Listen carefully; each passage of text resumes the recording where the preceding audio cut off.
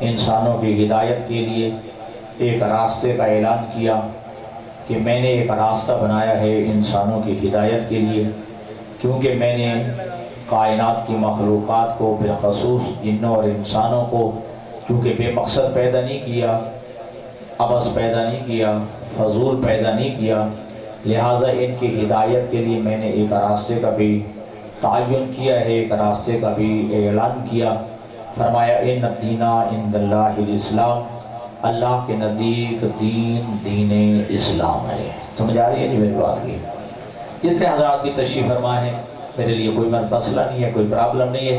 ایک آدھ بندہ بھی میری کسی بات کو اپنے ذہن میں لے کے اٹھ گیا، آپ کی نجات کے لیے بھی کافی ہے اور میری نجات کے لیے بھی کافی ہے۔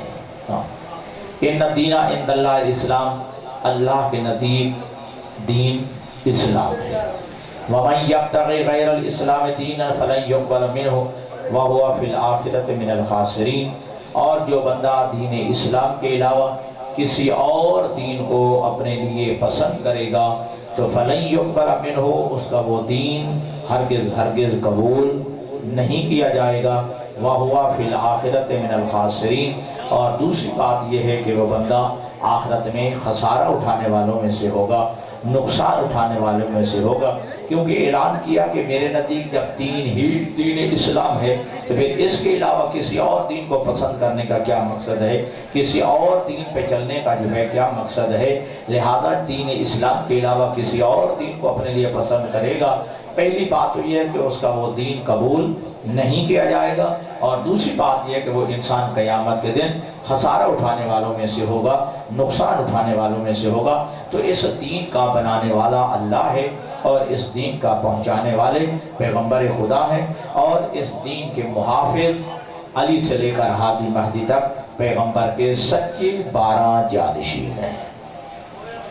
دین بنانے والا اللہ ہے، دین پہنچانے والے پیغمبر گرامی قدر ہیں، اور اس دین کی حفاظت کرنے والے یعنی محافظ دین علی سے لے کر ہادی مہدی تک یہ پیغمبر کے سچے 12 جانشین ہیں۔ اللہ تبارک و تعالی نے دین اسلام کو ایسے قوانین کا مجموعہ بنایا ہے کہ وہ قوانین انسان کی دنیاوی زندگی بھی اور آخرت کی زندگی کی نجات کے لیے کافی ہیں۔ یعنی یہ کہ بلکہ یوں کہوں کہ دنیا کی زندگی کی کامیابی کے لیے بھی اور آخرت کی جو زندگی ہے اس کی کامیابی کے لیے بھی یہ قوانین ضامن بن کے آئے ہیں۔ جو ان قوانین پہ عمل کرے گا اس کی دنیا بھی جو سنور جائے گی اور اس کی آخرت بھی سمجھ جائے گی۔ تو دین اسلام ان قوانین کا، میرے عزیز و دوست و بھائی بزرگوں، ان قوانین کا مجموعہ ہے کہ جو انسان کی دنیاوی زندگی کی بھی نجات کی ضامن ہے اور آخرت کی زندگی کی بھی نجات کی ضامن ہے۔ اگر انسان چاہتا ہے کہ میری دنیا بھی سنور جائے اور میری آخرت بھی سنور جائے تو ان قوانین پہ عمل کرنا واجب ہے جن قوانین کو اللہ نے بھیجا، اور قوانین کے مجموعے کا نام دین اسلام رکھا ہے۔ جی، اس قوانین کا مجموعے کا نام اللہ نے دین رکھا ہے۔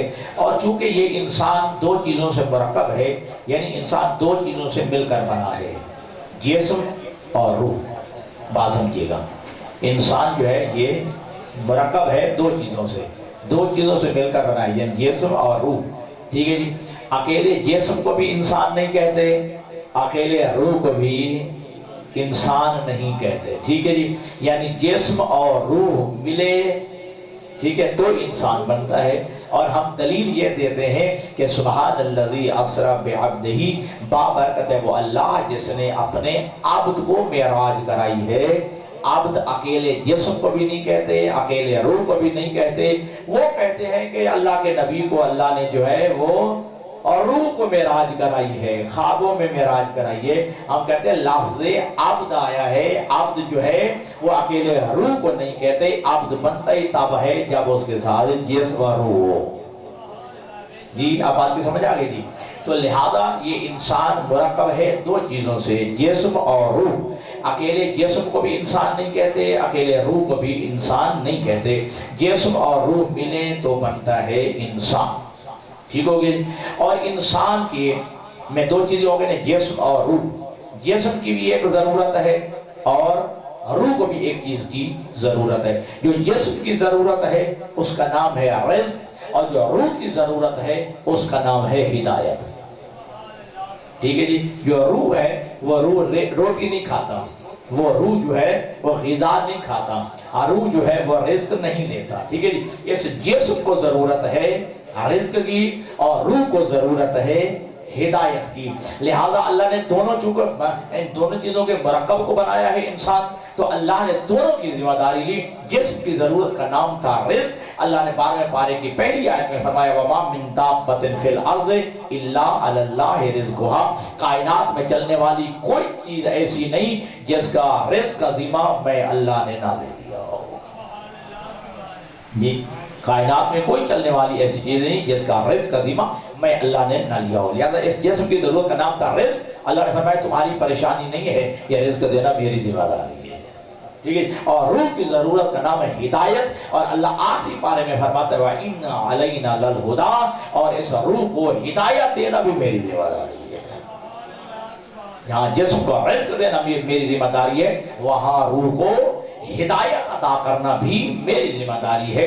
لہذا اللہ نے اس روح کی ہدایت کے لیے 1,24,000 انبیاء کو بندوبست کیا. ٹھیک ہے جی. انبیاء آئے، 7 قانون بھی دے کے بھیجا. ٹھیک ہے جی. اکیلا پارلیمنٹ کام نہیں کرتی، ساتھ جو ہے مقننہ بھی کام کرتی ہے. ٹھیک ہے جی. ساتھ جو ہے قوانین بھی کام کرتے ہیں. انبیاء آئے، 7 قانون کی کتاب بھی لے کے آئے. ٹھیک ہو گیا جی. تو اس دین اسلام نے بہت سارے حقوق کا تعین بھی کیا ہے. دین اسلام نے حقوق بتائے، حتیٰ کہ اگر آپ پڑھیں تو حیران ہو جائیں گے کہ دین اسلام نے درختوں کے حقوق بھی بتائے ہیں، جانوروں کے حقوق بھی بتائے ہیں، پرندوں کے حقوق بھی بتائے ہیں، مسافروں کے حقوق بھی بتائے ہیں. حتیٰ کہ تھوڑی دیر کے لیے آپ کے سفر پہ جاتے ہیں، جو آپ کا ہم سفر ساتھی ہے، شریعت نے، قانون نے اس کے بھی، اس دین اسلام نے اس کے بھی جو ہے تمہیں حقوق بتائے ہیں. 2 گھنٹوں کے لیے، 10 گھنٹے کے لیے جو آپ کا شریک سفر ہے اس کے بھی جو ہے حقوق متعین کیے ہیں. تو اللہ نے جو ہے اپنے حقوق بھی بتائے ہیں، انبیاء کے حقوق بتائے ہیں، انبیاء کے ساتھ ساتھ جو ہے ائمہ کے حقوق بتائے ہیں، قرآن کے بھی حقوق بتائے ہیں. تو اس دین اسلام نے تمام حقوق کا تعین کر دیا ہے. اس دین اسلام نے والدین کے حقوق بھی بتائے ہیں، اولاد کے حقوق بھی بتائے ہیں، شوہر کے حقوق بھی بتائے ہیں، بیوی کے حقوق بھی بتائے ہیں. جیسے میں نے آپ کو بتایا جانوروں کے حقوق بھی ہیں، ہمسایوں کے حقوق بھی ہیں، پرندوں کے حقوق بھی ہیں. لیکن المیہ یہ ہے کہ ہر ایک کو اپنے حقوق یاد رہتے ہیں، فرائض یاد نہیں رہتے. میری بات سمجھیں یا نہیں سمجھیں؟ مطلب فرض کرو میں شوہر ہوں نا، مجھے اپنے حقوق بڑے یاد ہیں. میں بیوی کو بتاتا ہوں میرا یہ حق ہے، میرا یہ حق ہے، میرا یہ حق ہے. جب میں گھر آؤں تو کھڑے ہو کے استقبال کیا کرو. جب میں گھر آؤں تو خوش دلی سے جو ہے میرے لیے پانی پیش کیا کرو. میرے لیے جو ہے تمہارے چہرے پہ مسکراہٹ ہونی چاہیے. حقوق یاد ہیں، فرائض یاد نہیں. بات سمجھ آ گئی ہے؟ والدین کو بھی حقوق یاد ہیں لیکن فرائض یاد نہیں ہے. والد کہتا ہے کہ میرا یہ حق بنتا ہے، ٹھیک ہے جی، تو میری جو ہے اطاعت کر، میری فرما برداری کر، میری گستاخی نہ کر، میری نافرمانی نہ کر، میرے آگے نہ چلا کر، مجھ سے پہلے نہ بیٹھا کر. یہ سارے والدین کے حقوق ہیں. لیکن یہ ہے کہ والدین کو اپنے حقوق یاد ہیں لیکن فرائض یاد نہیں. کچھ تیرے حقوق ہیں تو کچھ تیرے اسلام نے فرائض بھی بتائے ہیں. اسی طرح جو ہے بیوی کے کچھ حقوق ہیں تو بیوی کے کچھ فرائض بھی ہیں. شوہر کے کچھ حقوق ہیں تو شوہر کے کچھ فرائض بھی ہیں. والدین کے حقوق ہیں تو والدین کے کچھ فرائض بھی ہیں. اولاد کے بھی کچھ حقوق ہیں تو اولاد کے کچھ فرائض بھی ہیں. اور آپ کا دین اسلام یہ کہتا ہے اگر اولاد والدین کے حقوق ادا نہ کرے تو وہ اولاد کیا کہلاتی ہے؟ آق والدین، نافرمان والدین. اگر جو ہے اولاد ادا نہ کرے والدین کے حقوق تو شریعت کے الفاظ میں ان کو کیا کہا جاتا ہے؟ آق والدین، نافرمان والدین. لیکن آج تک آپ کے ممبروں سے نہیں بتایا گیا یہ جملہ. یہ والدین کے حقوق اولاد ادا نہ کرے تو اولاد تو واقع آق والدین ہوتی ہے، اولاد جو ہے وہ نافرمان والدین ہوتی ہے اگر والدین اولاد کے حقوق ادا نہ کرے. توجہ کیجئے گا. اگر جو ہے آج تھوڑا سا آپ موضوع اس قسم کا ہے، اگر والدین اولاد کے حقوق ادا نہ کرے تو شریعت نے کہا ہے، اور آج یہ جملہ ہمارے ممبروں سے نہیں پڑھا جاتا، جب والدین کے حقوق ادا نہ کرنے والا आके वालिदैन शुमार होता है, नाफरमान वालिदैन शुमार होता है, तो फिर वो वालिदैन जो औलाद के हुकूक अदा नहीं करते वो भी जो है आके औलाद शुमार होते हैं, नाफरमान औलाद शुमार होते हैं। और कल क़यामत के दिन जो है औलाद कहेगी कि परवरदिगार ये हमारा हक था, हमारे वालिदैन ने अदा क्यों नहीं किया है। जिस तरह क़यामत के दिन वालिदैन कहेंगे हमारे ये हुकूक थे, हमारी औलाद ने अदा नहीं किए, तो औलाद भी कल क़यामत के दिन कहेगी कि जो हमारे हुकूक थे वालिदैन ने अदा क्यों नहीं किए। तवज्जो कीजिएगा। तो लिहाजा अगर वालिदैन के हुकूक अदा ना किए जाए तो वो आके वालिदैन शुमार होता है, और जो औलाद के हुकूक अदा ना करे वो भी जो है आके औलाद शुमार होता है। तवज्जो कीजिएगा। और क़यामत के दिन बाल पोस होगी, क़यामत के दिन पूछा जाएगा, और औलाद दरबार खुदाबंदी में अर्ज़ करेगी परवरदिगार मेरे हुकूक थे जो मेरे वालिदैन ने अदा नहीं किए। ठीक है जी, नाराज नहीं होइएगा। ठीक है जी। क्या सिर्फ औलाद पैदा कर लेना और बस काफी है? ठीक है जी, औलाद पैदा कर लिया और इंसान जो है फारिग हो गए, ये कोई कमाल नहीं है। औलाद पैदा कर लेना कोई कमाल नहीं है।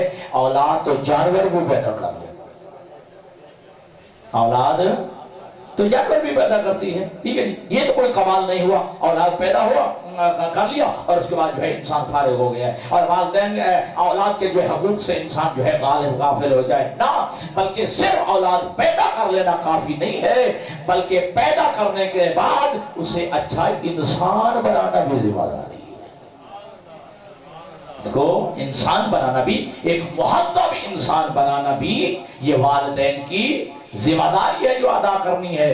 ठीक है। और मासूमिन ने चंद कुछ हुकूक बयान किए हैं जो औलाद के हुकूक हैं वालिदैन के, वालिदैन के जिम्मा में जो हुकूक है वालिदैन के, वो कई दफा मैं अर्ज कर चुका हूँ। आज मेरा दिल चाहता है जरा औलाद के हुकूक भी बयान कर दिए जाए जो वालिदैन के जिम्मा है। ठीक है जी। हाँ, ये नहीं है कि बच्चे पैदा किए जा रहे हैं लेकिन हुकूक अदा नहीं किए जा रहे औलाद के, और उसका नतीजा क्या निकलता है? नाराज होंगे मेरे ये अजीज बच्चे बैठे हैं, उसका नतीजा क्या निकलता है? औलाद के हुकूक अदा न करने की वजह से जो है जराइम पेशल बच्चे बन रहे हैं, डाकू बन रहे हैं, चोर बन रहे हैं, मनशियात का धंधा उठ पे है, हमारे बच्चे नशे बनते जा रहे हैं, भंगी और चरसी बनते जा रहे हैं, लिफंगे और आवारा बनते जा रहे हैं, गलत उनकी महफिल होती जा रही है सिर्फ इस वजह से कि वालिदैन जो है औलाद के हुकूक अदा नहीं कर रहे। अब पहला हक जो है मासूम फरमाते मिन हक़्क़िल वलदि अलल वालिदि अन युहस्सिना इस्महु, ये औलाद का वालिदैन के जिम्मा पहला हक ये है कि वालिदैन औलाद का अच्छा और खूबसूरत नाम रखें। जी, ये पहला हक है। तवज्जो कीजिएगा। मिन हक़्क़िल वलदि अलल वालिदि अन युहस्सिना इस्महु, ये औलाद का वालिदैन के जिम्मा ये पहला हक है कि वालिदैन औलाद का खूबसूरत नाम रखें, अच्छा नाम रखें। और मासूम फरमाते हैं जितना अच्छा नाम रखा जाएगा अच्छे नाम से पुकारा जाएगा, खूबसूरत नाम रखा जाएगा खूबसूरत नाम से पुकारा जाएगा। जितना अच्छा नाम होगा उतनी अच्छी शख्सियत बनने की तवक्को रखोगे।